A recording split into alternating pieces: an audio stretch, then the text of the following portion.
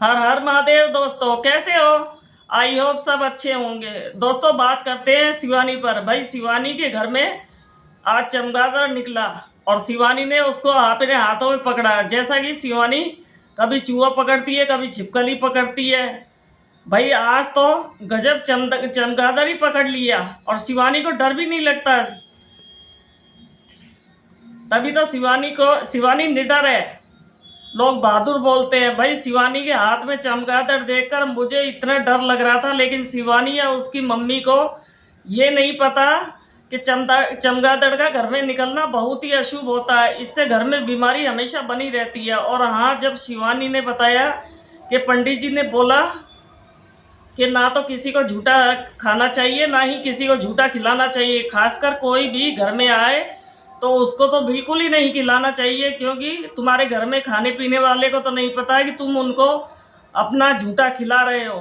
तो पाप तो तुम्हें ही लगेगा। भगवान तो देखते हैं तुमने झूठा खिलाया है। और पंडित जी ने ये बात भी सही बोली कि कुतिया सुअर बनना पड़ता है अगर किसी को झूठा खिला दे तो। भाई, शिवानी ने तो गाड़ी में ईशा गुंजन को बोल दिया कि हमें कुतिया नहीं बनना। अब हम ना किसी को झूठा खाएंगे, ना ही खिलाएंगे। दोस्तों, कथा भागवत से अच्छा ज्ञान मिलता है, सीखने को मिलता है। सबको सुननी चाहिए, चाहे कभी कभी सुनो। हाँ भाई, शिवानी की ताजमहल की जो रील डाली थी शिवानी ने, मुझे बहुत अच्छी लगी। मैंने 2-3 बार देखी। आप लोगों ने भी देखी होगी, कमेंट में बताना। आप थोड़ी चर्चा बाधा पर करते हैं। भाई, बाधा तो मुंबई पहुंचकर हीरोइन बन गई है। खुले बाल, आंखों में गहरा गहरा काजल, मुझे तो बड़ी अजीब लग रही थी। हाँ भाई, बाधा बम्बई में मंदिर में दर्शन करने गई है, गणेश जी के, मुंबा देवी के। हमें भी दर्शन करवाए, अच्छा लगा। और हाँ, बाधा बार बार स्टेशन दिखा रही थी और ये जता रही थी कि हम झूठ नहीं बोलते हैं।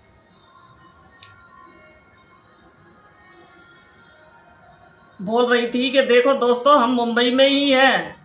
जो इसके पति हैं, इतनी गंदी शक्ल का पति जो देखा ना, ना कभी दाढ़ी बनाता है, ना कभी मंजन। उसके दांत देख के मुझे तो इतनी घिन आती है कि मैं क्या ही कहूँ। वो अपने पति को मुंबई से भगा रही है। बोल रही थी कि हमारे पति को गांव भेज रहे हैं, क्योंकि डायरेक्ट साहब ने मना कर दिया है कि 2 जनों को अलाउ नहीं है। इसलिए अब तो ये है कि बाधा मुंबई में ही साल 6 महीने रहे, जिससे हरियाणी में ये नौटंकी ड्रामा ये सब कुछ दिन के लिए बंद हो जाए, कुछ टाइम के लिए। दोस्तों, अब बात करते हैं लिपस्टिक वाली भोजी की। भाई, कल मैंने लिपस्टिक वाली भोजी का वीडियो देखा, जिसमें कि गोरी बाहर खड़ी सड़क पर नहा रही थी। मतलब इनके यहाँ बाथरूम नहीं है, चलो नहीं है, लेकिन कोई पर्दा वर्दा लगा के तो नहा सकती है। बीच सड़क में बेटी नहा रही थी। और वो भी भोजी बता रही थी कि वो कब नहाती है, जब बाजार लगता है। मतलब 8 दिन में एक बार। इतनी गर्मी में 8 दिन में एक बार? भला मैं तो दोस्तों 2 बार नहाती हूँ, दिन में, सुबह और शाम। ये गंदे लोग तो हैं, ये बात तो माननी पड़ेगी। और भोजी के लड़की, किसी के पेट में दर्द हो रहा है, एक के कान में दर्द हो रहा है, एक को बुखार आ रहा है।